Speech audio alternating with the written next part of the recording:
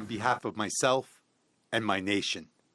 I would like to thank Mr. Mohammed Bande for his successful work at the United Nations during this difficult period. I also wholeheartedly congratulate my former colleague, Ambassador Volkan Bozkır, who has taken over the presidency of the General Assembly. Ambassador Bozkır's election to this post, with the support of the overwhelming majority of countries, is a sign of his personal qualities as an experienced diplomat and politician, as well as confidence in Turkey. As the first Turkish citizen to undertake the highest-ranking position within the United Nations system, I believe that Ambassador Bozkır will be the voice and conscience of this international community. I have no doubts that he will carry out his duty in a fair and transparent manner. I wish Mr. Bozkır every success in his duty, which he assumes on such a meaningful date as the 75th anniversary of the founding of the United Nations. I think holding the General Assembly under the theme of fight against COVID-19 and multilateralism is a right decision. As Turkey, we stand by our commitments, and we are determined to maintain our support in the fight against COVID-19. The pandemic caught the world at a time when it was having difficulties in coping with various challenges. Globalization, rules-based international system, and multilateralism, which were already the subject of discussions, are now even more questioned under the impact of the pandemic.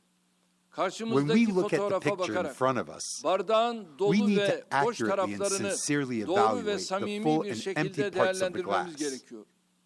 In the empty part of the glass, there is the need of a reform for multilateral organizations, in particular the United Nations. We have seen how ineffective the existing global mechanisms have been during this crisis. This was so much true that it took weeks, even months, for the Security Council, the most fundamental decision-making body of the United Nations, to include the pandemic on its agenda.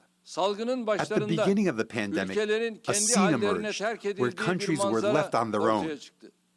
Thus, we have once again seen the rightfulness of the world is bigger than five thesis, which I have been advocating for years from this rostrum. The fate of humanity cannot be left at the mercy of a limited number of countries. In order to prevent the loss of reputation of international organizations, we must first review our mentality, institutions, and rules. Effective multilateralism requires effective multilateral institutions. We must rapidly implement comprehensive and meaningful reforms, starting with the restructuring of the Security Council. We must provide the Council with a more effective, democratic, transparent, and accountable structure and functioning. Likewise, we should also strengthen the General Assembly, which reflects the common conscience of the international community. Looking at the full parts of the glass, the United Nations preserves its potential to be the turning point in humanity's quest for peace, justice, and prosperity. Considering that we have not yet overcome the pandemic crisis, we should try to use the institutions and mechanisms we have for multilateral cooperation in the most effective way. Where problems are global, local solutions can only save the day. International solidarity is essential for long-term solutions. In Turkey, since the early days of the outbreak of the crisis, we have called for cooperation in all international platforms. We have been in the forefront of efforts to combat the pandemic in the G20, the Turkic Council, MIKTA, the Organization of Islamic Cooperation, and other platforms. We reached out to 146 countries and 7 international organizations that requested medical equipment assistance with the understanding that a sure friend is known in unsure times. With the repatriation operations we carried out, we ensured the return of more than 100,000 of our citizens in 141 countries to their homes. With the same flights, we carried more than 5,500 foreigners from 67 countries to their homes. We did not do all these things with the intention of carrying out a coronavirus diplomacy. We did not expect, and still do not hope for, any compensation from anyone for our aid and repatriation efforts. Standing with the victims and the oppressed is in the veins of our nation and in the essence of our enterprising and humanitarian foreign policy. I once again call for the supply of medical equipment and drugs and vaccine development efforts not to be made an issue of competition. No matter which country they are produced in, vaccines to be made ready for use should be offered to the common benefit of humanity. Dear delegates, with the pandemic, we have once again experienced together how vital elements such as state capacity, effective governance, and resilience are. Behind Turkey's success story lies effective governance mechanisms that we have established with the presidential government system, a high capacity developed by our infrastructure investments in the area of health and qualified human resources. However, the pandemic adversely affected conflict dynamics around the world and increased vulnerabilities. We regret that the United Nations Secretary General's call for a global humanitarian ceasefire, which we also support, has not produced concrete results. As Turkey, we are looking for ways to eliminate threats to our country and humanity by taking any kind of initiative if required. The conflict in Syria, which entered its 10th year, continues to pose a threat to the security and stability of our region. As the country that struck the first and most serious blow against Daesh in the region, we continue to fight against the PKK-YPG terrorist organization.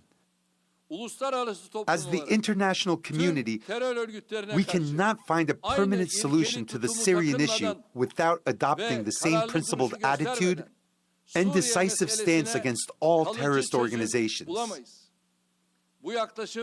This approach is also essential for ensuring safe and voluntary returns to Syria. The return of more than 411,000 Syrian brothers and sisters to the regions we liberated from terrorist organizations in Syria is the most clear indicator of this. Likewise, thanks to the regions we made secure, we succeeded in preventing that millions of Syrians living in different parts of the country, particularly Idlib, left their homeland. Turkey hosts approximately 4 million Syrians on its own territory for years by addressing all their needs. We also meet the needs of approximately the same number of Syrians on site in the regions that we kept under control, especially in areas close to our border. Ultimately, we are building tens of thousands of briquette houses in Idlib and elsewhere for our brothers and sisters. We carry out all these activities with our own means and with the support of our people. Without a significant support from the international community or international organizations. It should be a priority for all of us to resolve the conflict in Syria on the basis of the roadmap endorsed in the United Nations Security Council Resolution 2254. To this end, the political process initiated under the auspices of the United Nations, which is also Syrian-owned and Syrian-led, should be brought to a successful conclusion. This is the only way that Syria can achieve a lasting peace while preserving its territorial integrity and political unity. Until this goal is achieved, We are determined to prevent terrorist organizations that intend to pose a threat to our national security, as well as the political unity and territorial integrity of Syria. Today, countries like Turkey, which are hosting the highest number of refugees, save the dignity of all humanity through their sacrifices. However, some states, including some European countries, unfortunately violate the rights of refugees and asylum seekers.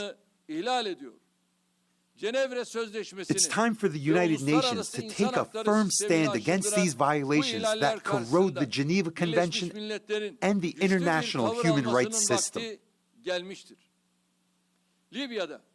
The attacks launched by the coup plotters in Libya last year to overthrow the legitimate government of national accord have brought only pain and destruction to this country. The international community couldn't ensure that neither the coup plotters nor their supporters have been made to account for the massacres, human rights violations, and especially for the mass graves in Tarhuna. Turkey has been the only country to give a concrete response and provide support to the call for help of the legitimate government of Libya. We believe that a permanent political solution in Libya can be established through an inclusive and comprehensive dialogue conducted by the Libyans. It is also under the responsibility of the international community to stop the bloodshed in Yemen, which has been continuing for more than 5 years, and stop the humanitarian crisis. History will not forgive those who covet Yemen's sovereignty, political unity, and territorial integrity with the intention of gaining influence in the region, and those who overlook the continued sufferings of the Yemenis. It is our sincere desire that Iraq does not turn into an area of conflict for external powers and reaches a position to produce stability and prosperity for our region. While we support our neighbor Iraq in every field, we would like to cooperate more closely, especially in the fight against terrorism. We expect a genuine cooperation from the international community and Iraq concerning the uprooting of the PKK terrorist organization, which has been nested in Iraq, just as it has been the case for Daesh. Clearing the region from terrorist organizations will contribute to the enlightenment of the future of Iraq, which hosts the most ancient geography of humanity. We are in favor of resolving the issues about Iran's nuclear program by taking into account international law through diplomacy and dialogue. I would like to reiterate our call for all parties to abide by their obligations under the Joint Comprehensive Plan of Action, which significantly contributes to regional and global security. The order of occupation and oppression in Palestine, which is the bleeding wound of humanity, continues to hurt our consciences. The dirty hand that reaches the privacy of Jerusalem, where the sacred places of the three great religions coexist, is constantly increasing its audacity.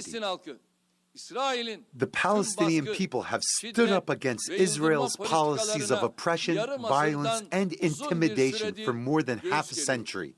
Upon rejection of the document of surrender, which was tried to be imposed on Palestine under the name of the Deal of the Century, Israel this time accelerated its attempts to have the inside track with the help of its collaborators. Turkey will not support any plan that the Palestinian people do not give consent to.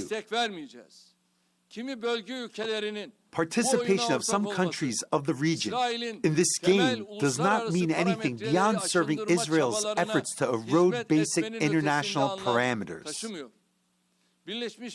Countries that have declared their intention to open embassies in Jerusalem in violation of the United Nations resolutions and international law only serve to make the conflict more complicated with their actions. The Palestinian conflict can only be resolved with the establishment of an independent, sovereign, and contiguous state of Palestine. based on the 1967 borders with East Jerusalem as its capital. Seeking solutions other than this are in vain, one-sided and unjust. Armenia, who attacked the Azerbaijani territories in July, has once again proved that it is the biggest obstacle to lasting peace and stability in the South Caucasus. We are in favor of resolving the conflicts in the region as soon as possible, especially the Nagorno-Karabakh conflict, in line with the territorial integrity and sovereignty of Azerbaijan and Georgia, and resolutions of the United Nations and the OSCE. The Kashmir conflict, which is also key to the stability and peace of South Asia, is still a burning issue. Steps taken following the abolition of the special status of Jammu Kashmir further complicated the problem. We are in favor of solving this issue through dialogue, within the framework of the United Nations resolutions, and especially in line with the expectations of the people of Kashmir. Distinguished delegates, behind the tensions existing in the Eastern Mediterranean for a while, there are countries acting with the understanding of winner takes it all. The futile steps to exclude our country have no chance of success. We do not have designs on anyone else's right, remedy, and legitimate interests, neither in the Eastern Mediterranean nor in any other region. However, we cannot turn a blind eye on the violation of the rights of our country and the Turkish Cypriots, and to the fact that our interests are being ignored. The reason for the problems existing in the region today is the one-sided steps taken by Greece and the Greek Cypriots since 2003 with maximalist demands. Turkey is a country that is compelled to shoulder the burden of any negative developments in the Eastern Mediterranean by itself. On the other hand, ignoring our country when it comes to natural resources in the region can be explained neither by wisdom and conscience nor by international law. Our priority is to settle disputes in a sincere dialogue, based on international law and on an equitable basis. However, I would like to clearly state that we will never tolerate any imposition, harassment, or attack in the opposite direction. I would like to repeat here our call for establishing dialogue and cooperation between coastal countries of the Eastern Mediterranean. For this purpose, we would like to propose the convening of a regional conference, including Turkish Cypriots, in which the rights and interests of all the countries of the region are considered. One of the reasons for the crisis in the region is the absence of a fair, comprehensive, and permanent solution to the Cyprus issue during the negotiations that have been continuing intermittently since 1968. The only obstacle to a solution is the uncompromising, unjust, and spoiled approach of the Greek Cypriot side. Ignoring international agreements, the Greek Cypriot side aims to make the Turkish Cypriots a minority in their homeland or even completely exclude them from the island. As a guarantor country, we have never left the Turkish Cypriot people alone in their rightful cause, and we will not leave them in the future. The solution to the Cyprus issue is possible only by accepting the fact that the Turkish Cypriot people are the co-owners of the island. We will support any solution that will permanently guarantee the security of the Turkish Cypriot people and their historical and political rights on the island. Distinguished delegates,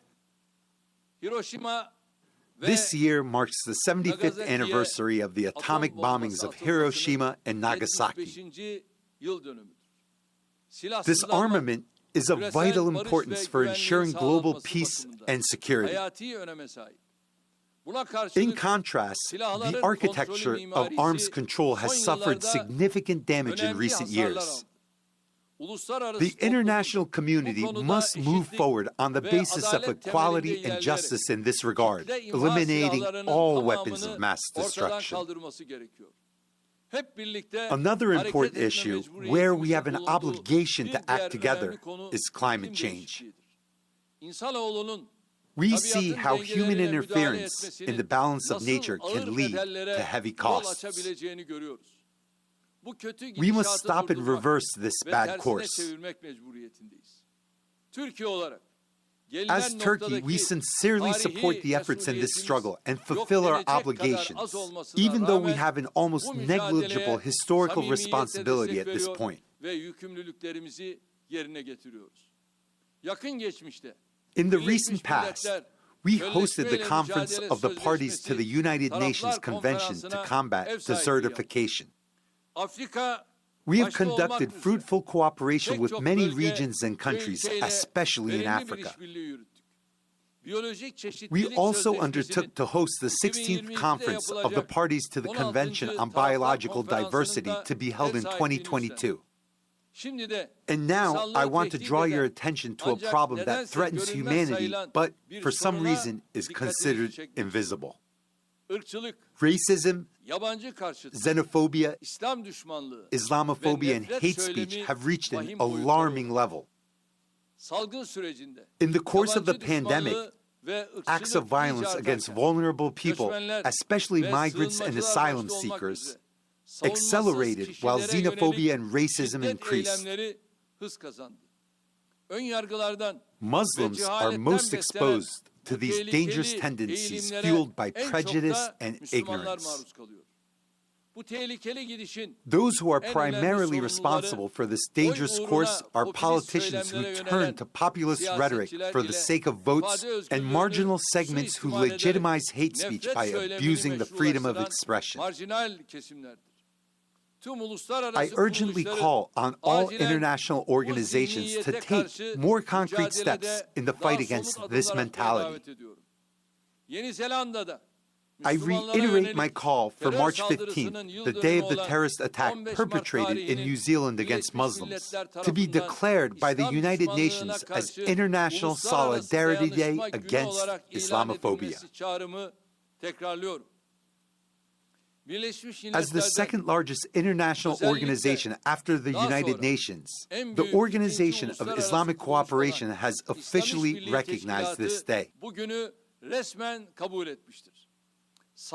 pandemic and the escalating economic crisis associated with it also have negative effects on sustainable development and on the 2030 goals. Developing countries and countries with low income are more affected by this crisis.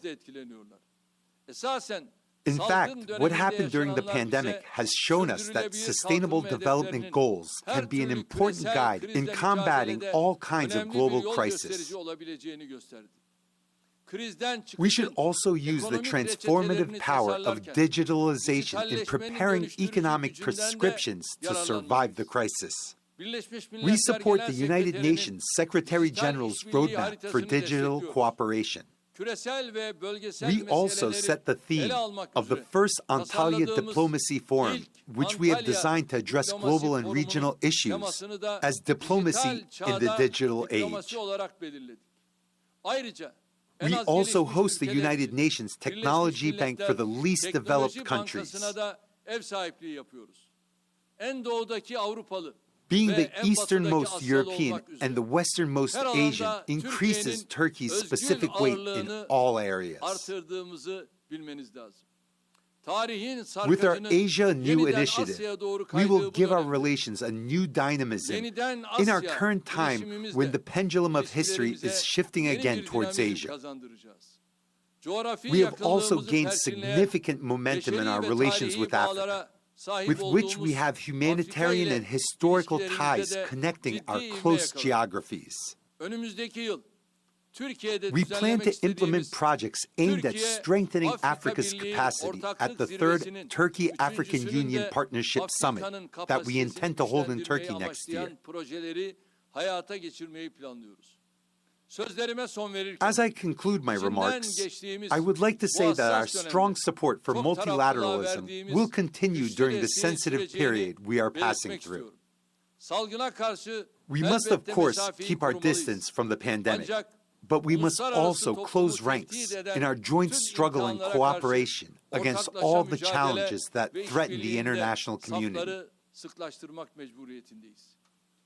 We will continue our efforts to transform Istanbul, one of the most prominent cities in the world throughout history, into a regional hub of the United Nations. I wish success in the 75th General Assembly's works. I greet you with respect on behalf of myself and my nation. I wish you the best of health.